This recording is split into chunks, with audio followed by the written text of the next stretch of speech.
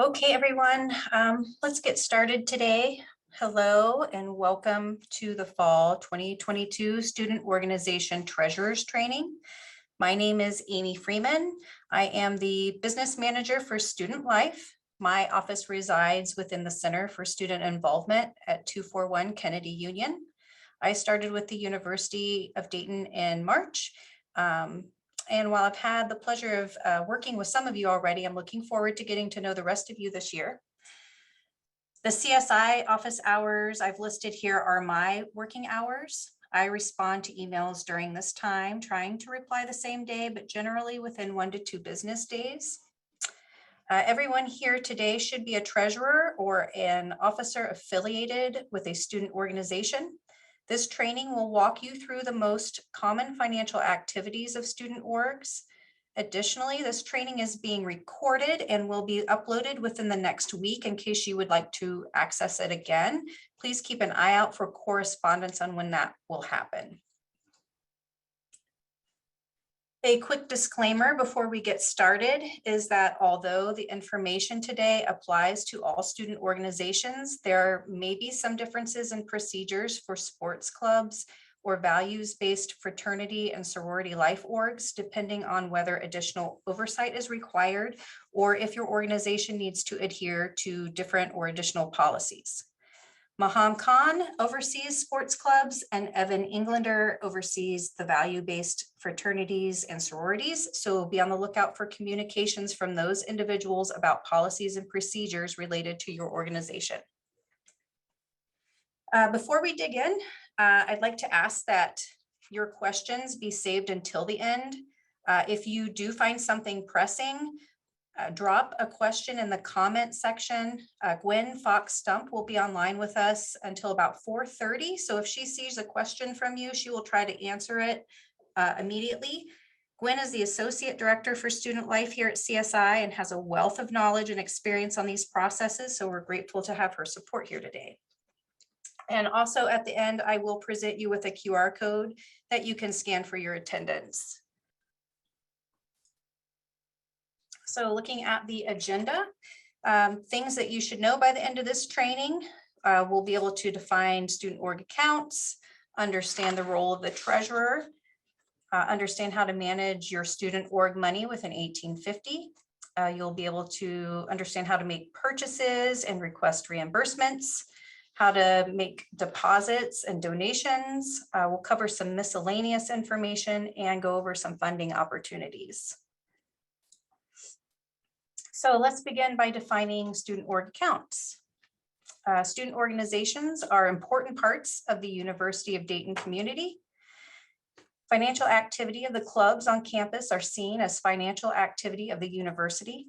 Therefore, it is important that treasurers or anyone else who makes purchases on behalf of a student organization exercise sound judgment when executing or authorizing expenditures, regardless of the source of funds. Excuse me. Also, purchasing decisions should be made by being mindful of the university's mission and commitments. All student organizations are assigned a unique focal string. This accounting code represents where the organization's money sits within the general ledger being the complete record of all university financial transactions. All student organizations must manage money in accordance with university spending policies. And all these policies and procedures are documented in 1850 in the Student Organization Resource Guide, which we also refer to as the SORG. The role of the treasurer. We'll cover a few items here. The treasurer should, excuse me, oversee the management of the financial affairs of the organization. You'll be able to add transactions in 1850, keeping in mind that the general ledger does not immediately communicate with the 1850 platform. Nevertheless, it is crucial that the treasurer or officers report all activity in 1850, which we will walk through shortly. Treasurers also are responsible for completing purchasing and delegating purchasing to other student members. Also managing cash flow or tracking revenue and expenses by reconciling your records against the transactions in 1850. Managing your student org is accomplished in a handful of ways. First is 1850. This platform defines and tracks most of your student organization's members, events, and financial activity. You'll use 1850 to make requests to spend money, track balances, and utilize the student organization financial management tool. Runway is another platform that helps execute expenditures by generating purchase orders and after the fact payment requests.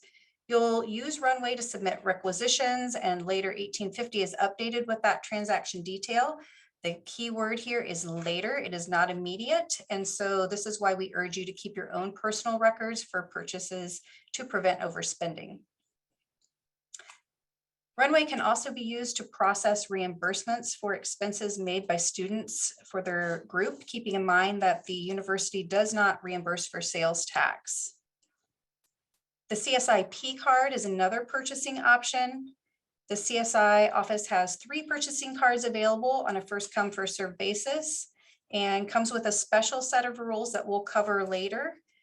The office serves nearly 300 orgs, so planning ahead to use a PCard is advised.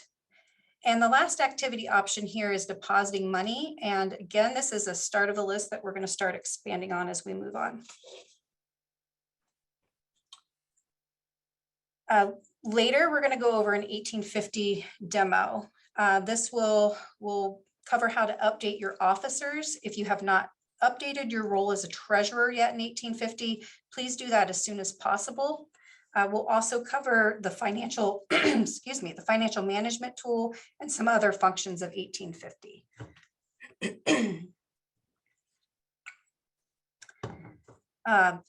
Logging into 1850. If you are not familiar yet, you can access it at 1850.udayton.edu. This is your welcome page here. As I mentioned, this is where you will originate almost all your financial requests. So I urge you to log on and spend some time getting acquainted with its functions.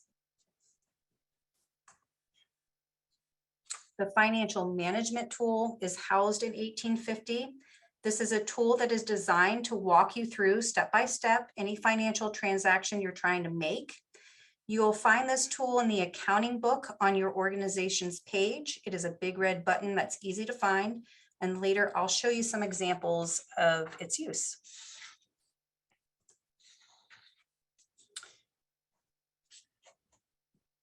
The 1850 financial request form. As mentioned before, all purchase requests must be submitted through an 1850 form.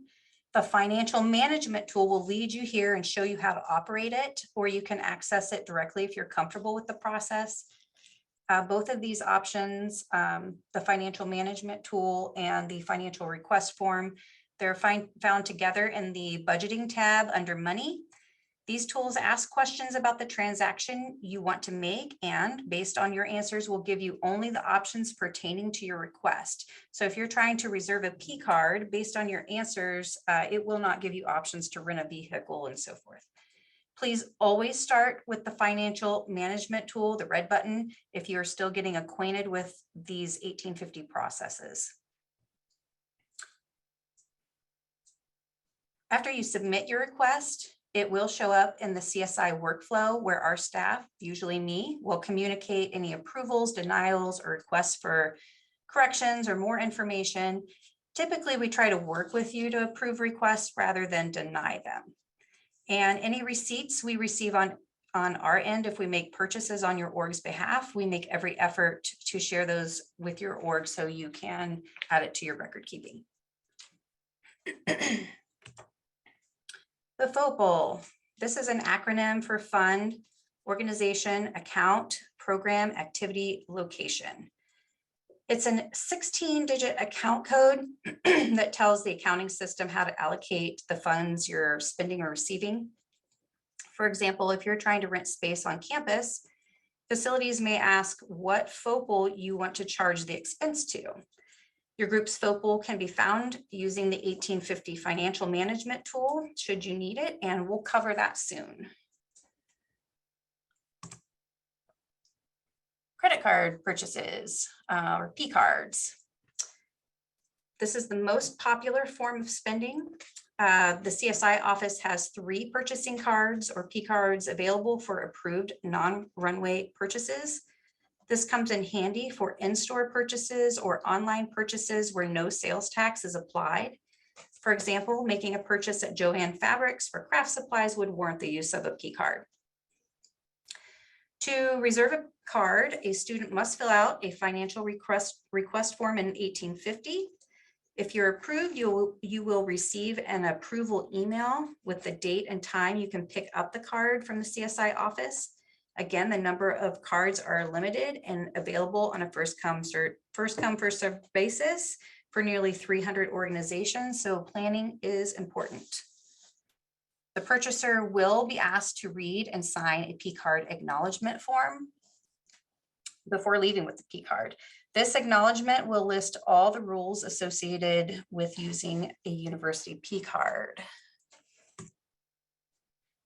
So that acknowledgement form, there have been some updates to the rules since last semester. Access to PCards is a privilege for our student organizations, so it is the responsibility of the purchasing orgs to follow all the rules and regulations associated with using a purchasing card. I'm not going to cover all the rules. We typically go over that with you when you pick up, but I'm going to highlight some of the things that are either newer or seem to be repetitive issues. First and foremost, all purchases must be tax exempt.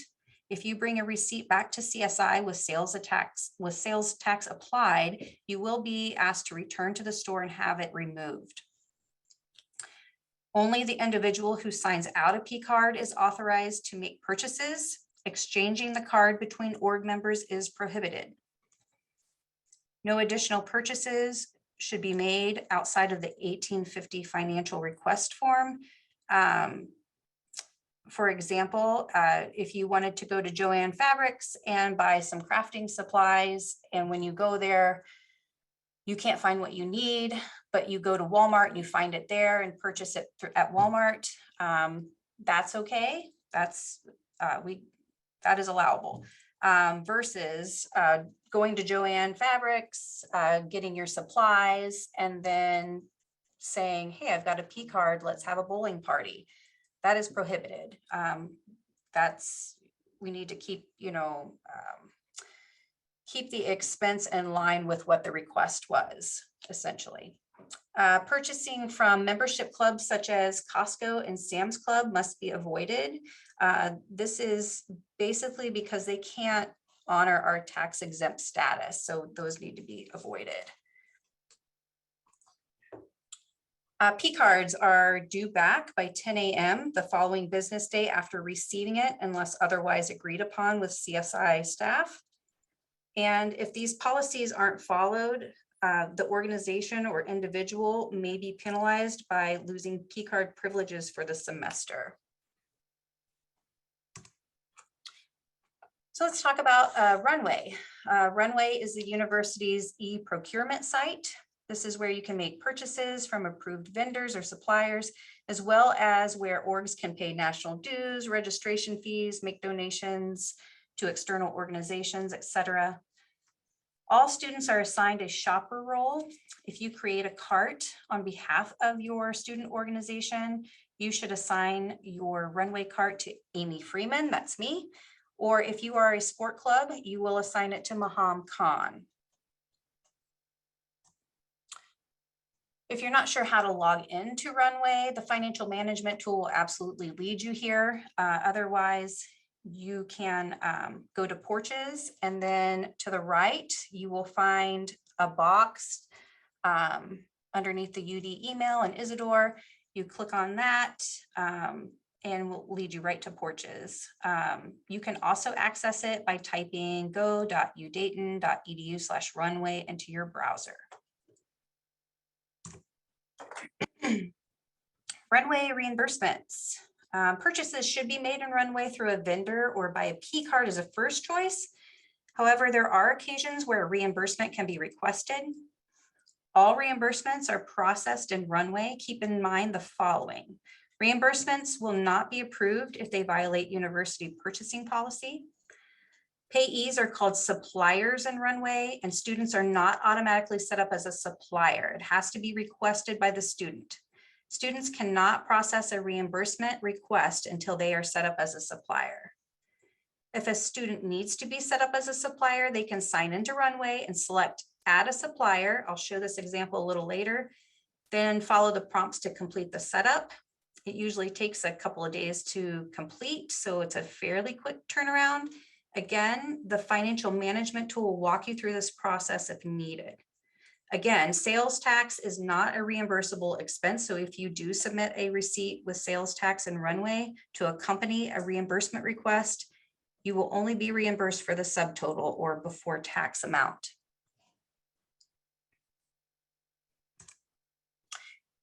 And let's talk about a few examples of income or revenue. There are a few different ways to earn income. Membership dues or donations, fundraising and university account transfers, and event entry fees. Tax-deductible donations. In order to give a receipt for a tax-deductible donation, it must be made through the University Advancement Office, Example, if your parents want to write a $20 check for your org, that's fine. But if your dad's company wants to make a sizable donation and is requesting it to be tax deductible, they must go through University Advancement. Donations can be a check or credit card, and that can be input at go.udayton.edu/give. And make sure that they put your org's name in the comment box so that it gets routed properly. Donations collected by your organization on behalf of another nonprofit organization should not be deposited. We encourage you send donors to the nonprofit directly. However, if your org does raise funds through your event and you wish to donate it to an external organization, please contact me for direction on how to complete this.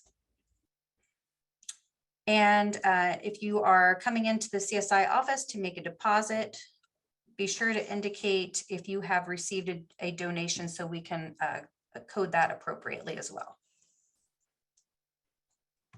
And that brings us to making a donation into your student org account. All income that is generated must be deposited in your student organization account within 2 days of collection. Cash or checks are brought to the CSI office in Kennedy Union 241. For walk-ins, please come in Monday through Friday between 10 a.m. to 2 p.m. Otherwise, I ask that you request an appointment through emailing studentorgsmoney@udayton.edu. Checks should be made out to the University of Dayton - your club's name. Funds not deposited through this established procedure cannot be guaranteed trackable by CSI. And additionally, 1850 online deposits can be set up for credit cards, example for paying dues. And if you're interested in this, please reach out to CSI for guidance. OmniSource. OmniSource is currently the imprinting company for the university. If your group is interested in having t-shirts, sweatshirts, or any other apparel made, this is currently the company you will use. You can visit promo.udayton.edu or contact Megan Works or Joanne Chang directly at OmniSource at these email addresses listed here. We ask that you plan ahead, not only for better pricing, but to make sure you receive your items in time for your events. Travel. We have a few slides here to go over. All travel requires completion and approval of event registration and risk management forms. You must have the event approved in 1850 before reserving any lodging, transportation, or registration fees. Once approved, student organizations must submit a financial request in 1850 by using the financial management tool. It'll guide you through the process of booking your lodging, airfare, or renting vehicles. Special note, student organizations cannot travel with a PCard to charge additional travel expenses, nor can they make a cash withdrawal. Should a traveler incur expenses such as mileage or fuel, meals, and parking fees, they can request a reimbursement through the travel expense reimbursement form, which is accessible in 1850. Original itemized receipts are required to be submitted with reimbursement requests, and all purchases must follow the university and CSI policies and guidelines. For example, alcohol is prohibited. Lodging and airfare. After receiving approval for your event, you can then proceed to booking your accommodations by using the financial management tool. This will guide you through the process of reserving your accommodations, and it will register in our workflow. For lodging, the tool will ask you to visit the hotel booking site. From there, you'll enter in all the requested info, and the site will give you a selection of hotels in the particular area you are traveling to, much like any other travel site you would be working with. Once you select your stay, the request comes to me to complete the purchase with a CSI PCard. Alternatively, you should contact CSI if you're receiving a block or discounted rate through your event sponsor. For airfare, the financial management tool is going to ask that you find your own flights and then contact CSI office at studentorgsmoney@udayton.edu. From there, our staff will then reach out to the university travel department and to book your flights on your behalf. So there are a couple options should you need to rent a vehicle for travel. The first being university vehicles. This is a low or no cost option for organizations, and they do provide different types of vehicles such as automobiles and passenger vans. Quantity is limited, so planning is key. To reserve a vehicle, you can go directly to the vehicle rental request form. You can search that term in Porches. Be sure to list your faculty or staff advisor in the comment section so procurement can reach out to them and finalize the reservation. Another option, your faculty or staff advisor can reach out to Sandra Harris directly in purchasing via email at sharris1@udayton.edu. And if you have any last minute or week of emergency situation, Sandra asks that your advisor calls her directly at the number listed here, and she will try to help you the best that she can. And again, you can always reach out to us if you need clarity on this. We will always direct you in the best way we can. Gas cards are also provided with university vehicles. This is a nice perk so that you don't have any out-of-pocket costs and where you would need to submit a travel expense reimbursement form when you return. And as a special note, we ask that you do keep the vehicles tidy, clean them up before you return it by removing all your trash and just treating the vehicle kindly as you would treat your own. This is a wonderful privilege extended to our students, so just be mindful of this when using the vehicle so orgs can continue to enjoy the service. Alternatively, the university does have a contract with Enterprise Rental Car. To reserve a vehicle through them, you would fill out the financial request form in 1850 and select the option for Enterprise Rental Car. From there, you will choose your vehicles and select your pickup and drop-off times and dates. It is required that there are at least 2 certified drivers per reservation. And once you submit your request in 1850, it will appear in the CSI workflow where our staff will contact Enterprise to complete your reservation. Generally, we direct you to the Dayton Mall location for pickup and drop-off, but sometimes inventory will dictate us sending you somewhere else, but generally it's the Dayton Mall location. And before renting any vehicle, driver certifications are required. As mentioned, drivers must be over 21 years of age. And the link to complete the certification can be found on the Audit, Risk, and Compliance page, or you can search driver certification on the UD website.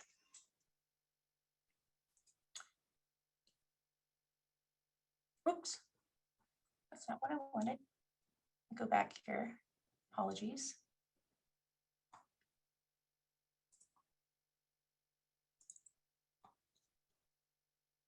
Uh-oh.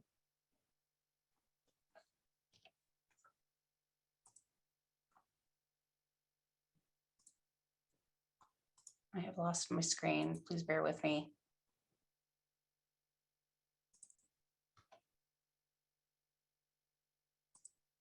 Go here real quick. So sorry, guys.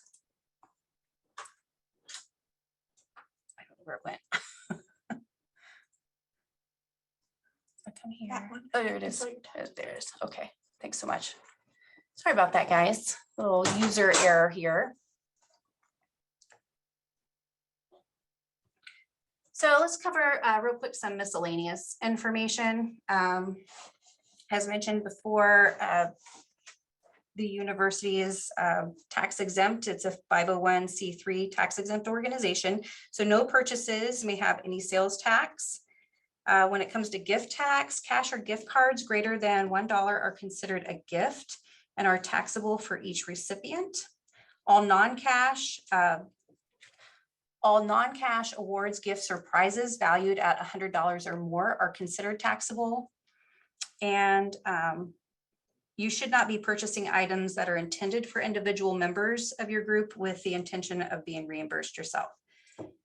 Contracted services, contracts and agreements must be reviewed by CSI. The executive director of student life is the only one who can sign off on those, and that is Amy Lopez Matthews.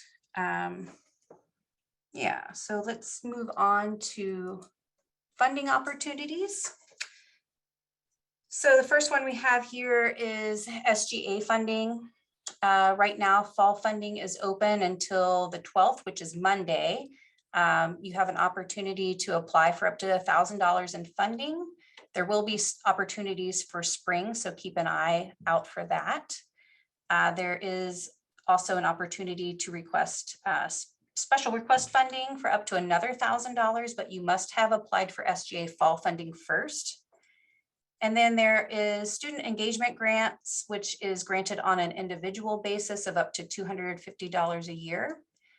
You can apply by September 18th for that. And if you have any questions about SGA funds, you can email sgafinance@udayton.edu. Pepsi funding. You should have already received information on this at the beginning of August. You can access the form to apply for up to $500 of Pepsi funding for your org's events and programs at the link that was provided in the email. If you are having trouble accessing that link that came out through 1850, please make sure you're accessing the form through your UD email account. Sometimes students will link personal email to their UD account. And if you're trying to access it that way, it will not work. So again, please, to access that form through the 1850 email, be sure you're signed into your UD email account. This form will be closing at the end of business day on Friday, September 9th. So that's just a couple days away. Our team will review applications the following week. If your Pepsi funding request is approved, you will receive an email from CSI with the details of your award by the following Friday, which is September 16th. If you have any issues, again, with that form, you still can't access it, or if you have additional questions, please email studentorgsmoney@udayton.edu. The last option we're going to talk about here is Flyer Funder. This is crowdfunding for UD. This is funding that's available from the Department of Annual Giving. So it's not funding that originates from CSI, but it is available for you to pursue if it meets your needs. The deadline to apply is September 30th. To learn more and apply, you can visit your.udayton.edu/crowdfunding or email flyerfunder@udayton.edu. And I also, if you would like a flyer, please email me. I do have a digital format if you want to take a look at this slide. So now we're going to start our demo portion here. I'm going to go to 1850. So as discussed, we showed a slide earlier with this landing page. This is, once you sign in, this is what you're going to see. Here you'll have some announcements. In the middle here, we have a link to the SORG if you want to review any policies and procedures. There's a direct link to the financial management tool here. And then on down here, we have some other how-to videos and different forms that can be very helpful when navigating finances and event planning. So I'm going to start by trying to find a group. So I'm going to come here to the top, and For Paws for Ability was very generous in letting us use them as an example. So thank you to that group. So here's what an org's homepage will look like. We have some selections over here on the left. You also have these options in the middle here. I'm going to use the left-hand side here. And I'm going to come to Dashboard, and I'm going to click on Officers. And this is where you will come to make sure that your officers are up to date. The preference is to have a set president and treasurer, but some orgs are not always set up like this. In that case, please select officer, and we will try to accommodate you when sending out information. So I'm going to continue down on the left side here and go to the Money tab. And this brings me to the accounting book. Here you'll notice that the financial management tool is at the top of the page, that big red button there. You can't miss it. As discussed, the financial management tool has several resources to help students navigate all the financial transactions we've discussed today. Down here in the accounting book, that's where you can see your organization's ledgers for revenues, expenses, and balances. If you have any special funding, that's going to populate on the lines below your organization ledger, excuse me. This group funds line, we don't use that line. Please ignore it. Should you find that there are funds populated on that line at any time, please let me know immediately so I can get it corrected. And below the accounting book, you'll find your transactions. This area will show all the itemized activity of your expenses, the debits, or your revenues, the credits. Understand that transactions may not show up right away. So it is the treasurer's responsibility to track their org's financial activity so you don't end up in a deficit. If you find an error, please contact Student Orgs Money at udayton.edu so we can research it and make the necessary adjustments. Okay, so I'm going to come back over to the side here, and I'm going to show you under the accounting book, we have a budgeting tab.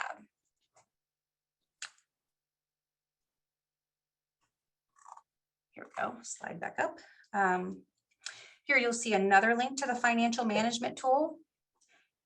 Please always start here if you're unsure how to carry out a financial request so it can guide you through the correct path and processes. Under that is the request a payment button in blue. This brings you to the student organization financial request form. This is the form that lets you request your PCard or GFS card, start your Runway card, build a travel reimbursement report, etc. So let's take a look at the financial management tool. I'm going to open it up and try to find a FOPL for my org.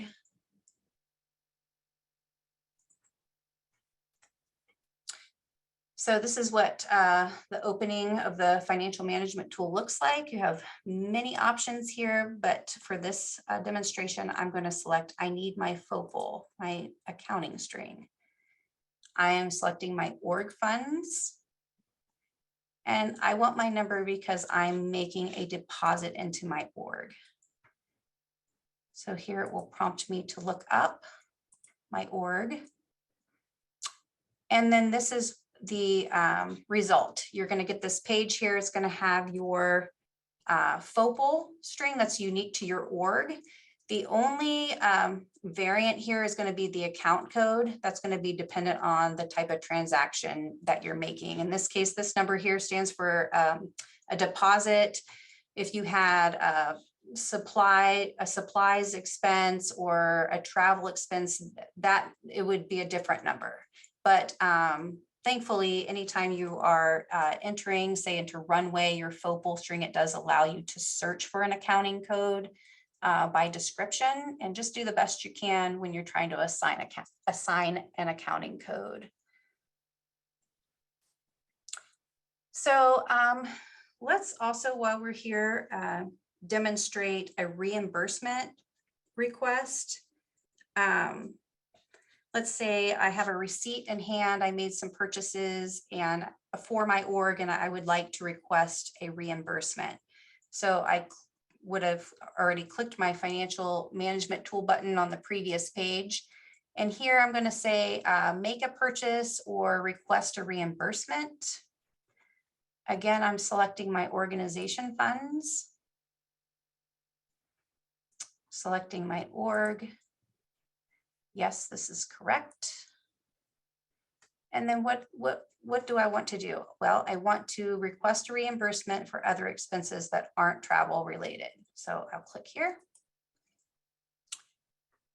And this is where the tool begins to talk you through the process. And long story short, reimbursements are filed through Runway. So I'm going to click continue.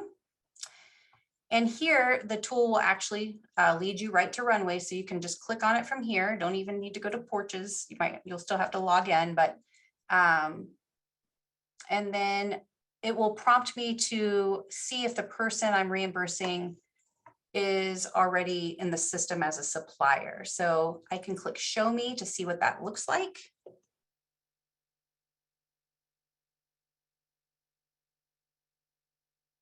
And the tool will open up some screenshots and some explanations. It'll walk me through how to search for a supplier in Runway, and also how to request a new supplier if that individual is not set up as a supplier.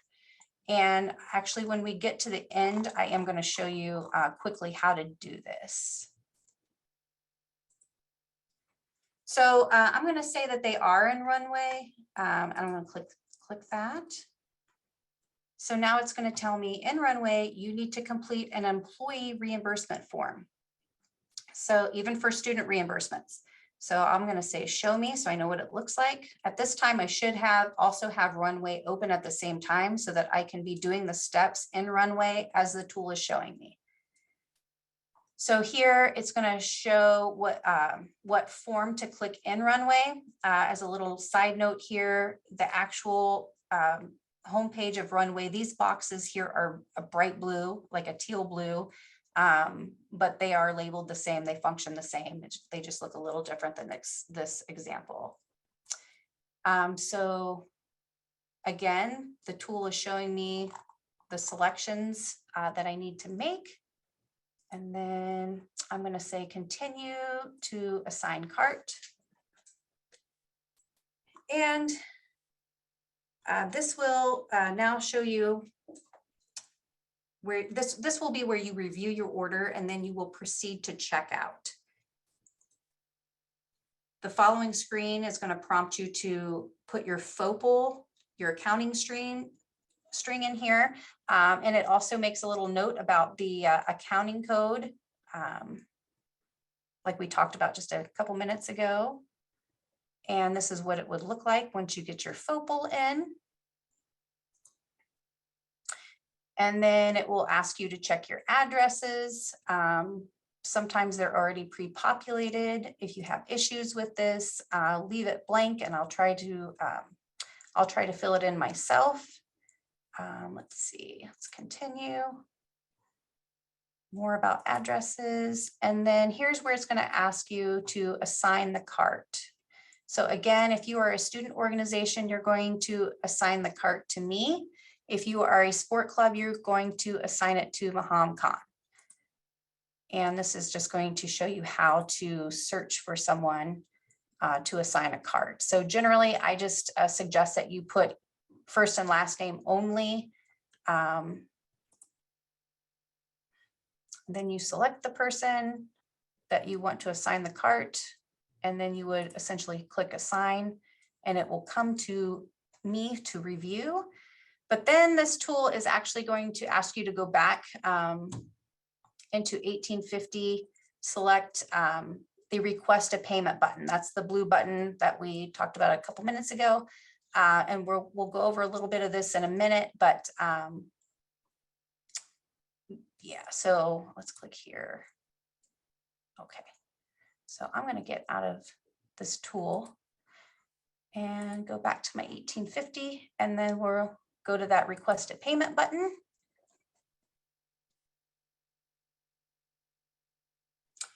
This is the financial request form that we're going to enter into 1850 so that it populates in the CSI workflow. So here, I'm going to select my group. I'm using my organization funds. I'll click next.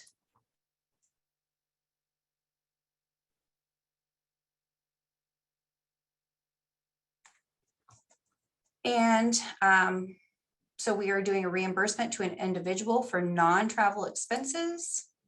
And then this is where it will say this type of transaction must be paid through Runway.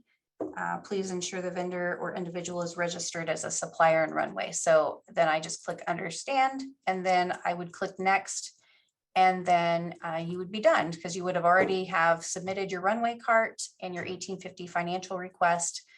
Again, that comes to CSI and we review it and approve it. So let's go over a demonstration of a payment request for a PCard reservation. So I'm going to close out of this. So let's pretend I've used this financial management tool, and ultimately it has said I need to go to the request a payment button to initiate that PCard request. So again, I'm selecting my group. I'm selecting my org funds. I'm going to click next.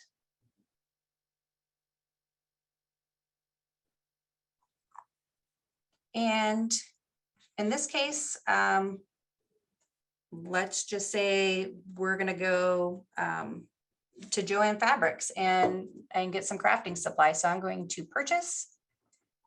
It's going to be other goods and services. And then it's going to say, are you wanting to use a purchasing card or Runway? Well, I'm going to the store, so I'm going to use a PCard. And you click next.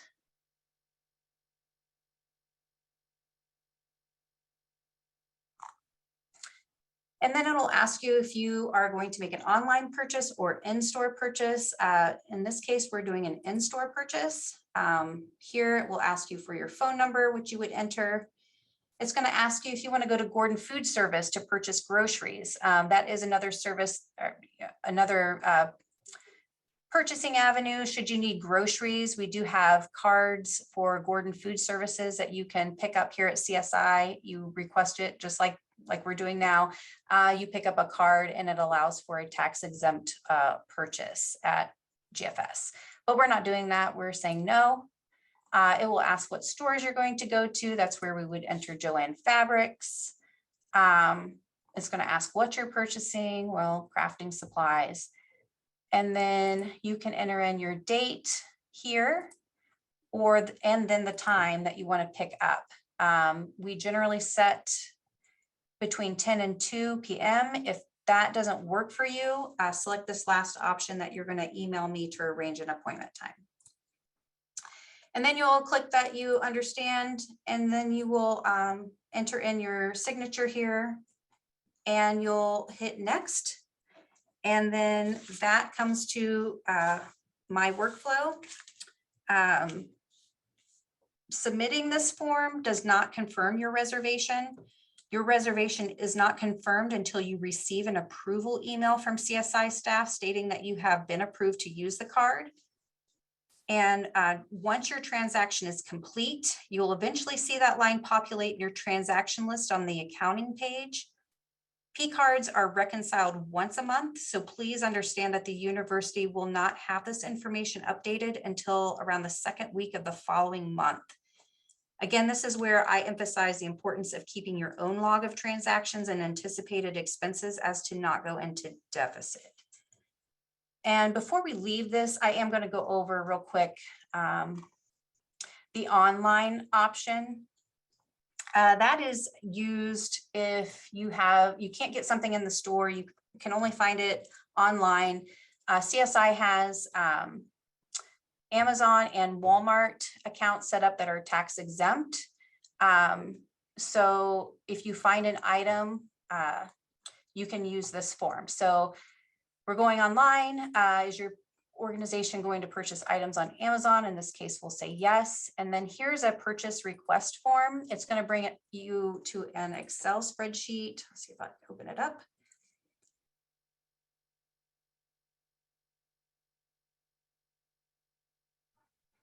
And here you can complete the top with your information. And then if you're shopping through Amazon, you can type in what the manufacturer is, the description of the item, how many you want, what's the price per item, your total that you want to spend. And then most importantly here, you're going to enter the link to that item so that I can just click on it. I select your quantity, put it in a cart and go. Please be sure you have this, if you use this option, have it completed correctly and entirely so it doesn't delay your transaction. Okay, so let's go over Runway real quick. So refresh this real quick. So this is your Runway landing page. You'll see here eventually. In the middle here, we have showcases. These are links to specific online stores where you can order items on your own. For example, down here is America to Go if you want to cater your on-campus event. But let's just try one of these. Let's say we're going to have an event and we need to build something. So you can hit the Home Depot button. I'm going to select a store in Centerville. And as you can see, it looks just like a regular Home Depot shopping page. You order just like normal. I'm going to add some studs to my cart. It's going to say if you pick up to save some money, I'm going to do that. And when I'm satisfied with my items, I click checkout. And here's where you would review your cart to make sure it's included all your items. It'll look a lot like when we did the reimbursement request demonstration. This looks very similar. When I'm satisfied, I'm going to select proceed to checkout. And here you'll see this focal string is required. Again, the financial management tool will always walk you through this, but to get your focal, that is. But you can also, as a quick description here, you can type in your org, and it should be able to find your group's number this way and the rest of the accounting codes. I do suggest that you go through 1850 and use the focal string and that populates there because the organization code can vary if you're a student org account or if you're a sport club. But once you have filled this in, you can click save. I'm going to just close it though. And down below, you can hit your business purpose for the transaction. You know, in this case, we're buying lumber, so supplies for upcoming event. And then we can close. And when you're ready, you would click the assign cart button, just like we did in that reimbursement demonstration. And you can search my name. Again, I suggest just first and last name at most.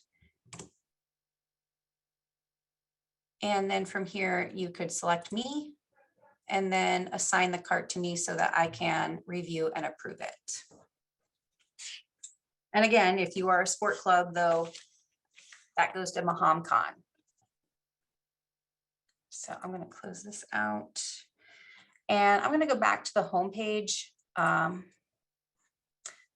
just want to talk about the forms. I'm going to scroll down here. Here are your forms. These were the, when we did the previous description or demonstration for the reimbursement, and I mentioned the white boxes being blue. These are the blue boxes, the forms. I'm not going to go into a demo of these because all these forms are so similar, but I do want to point out some quick descriptions on how to best decide which form to use.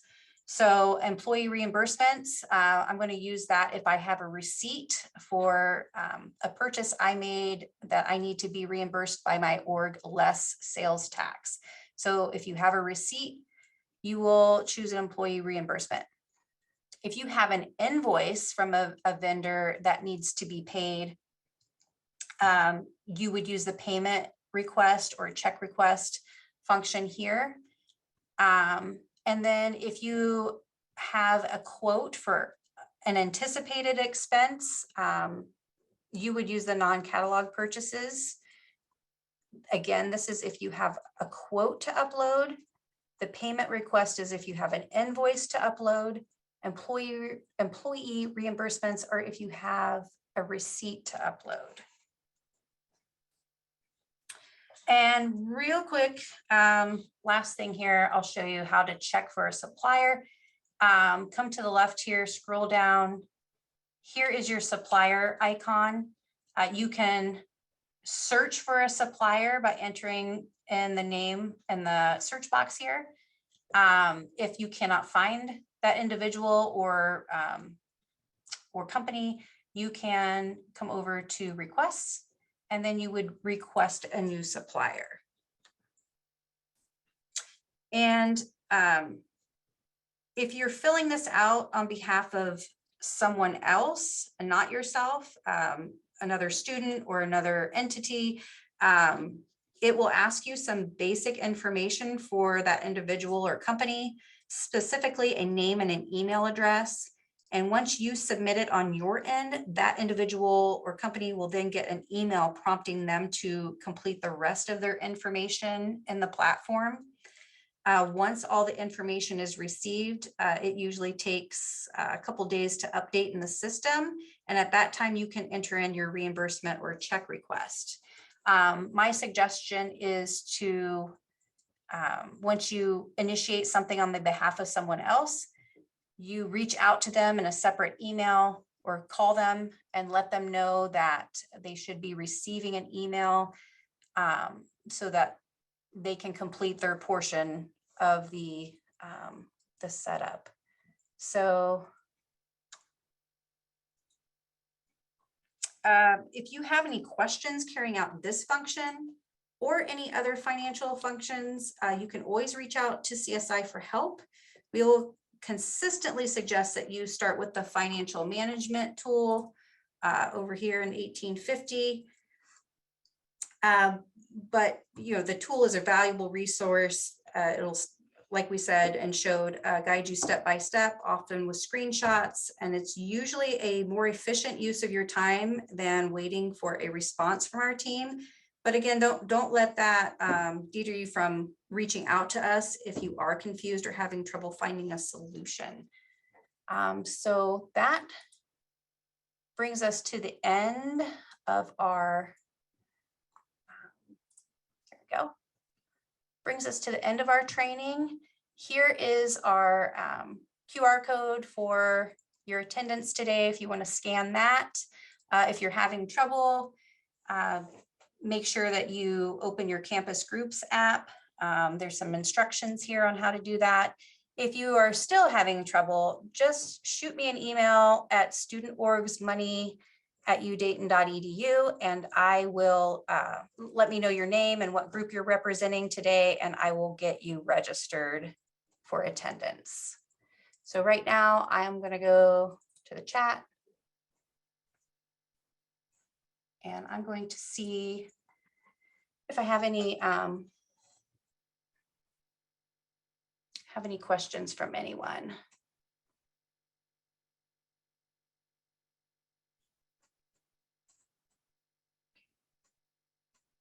Okay, 2 questions. Can you use a PCard with SGA funding? And can you go to Kroger with a PCard? So for the SGA funding, they have their own PCards in their office. So when you go into the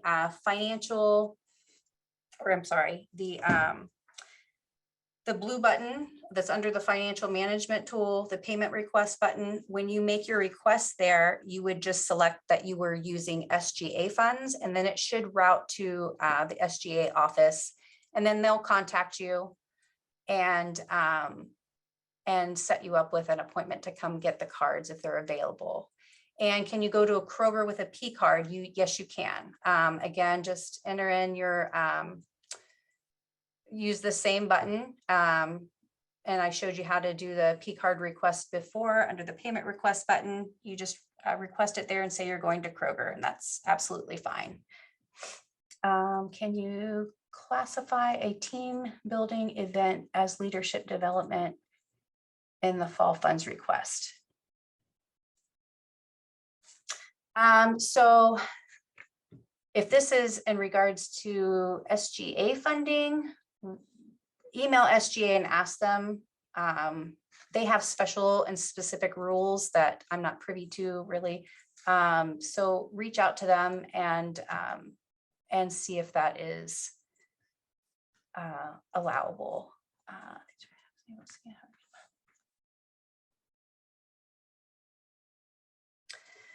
All right, everyone, I thank you for attending today. Again, I will go over the chat and make sure everyone is accounted for today in attendance.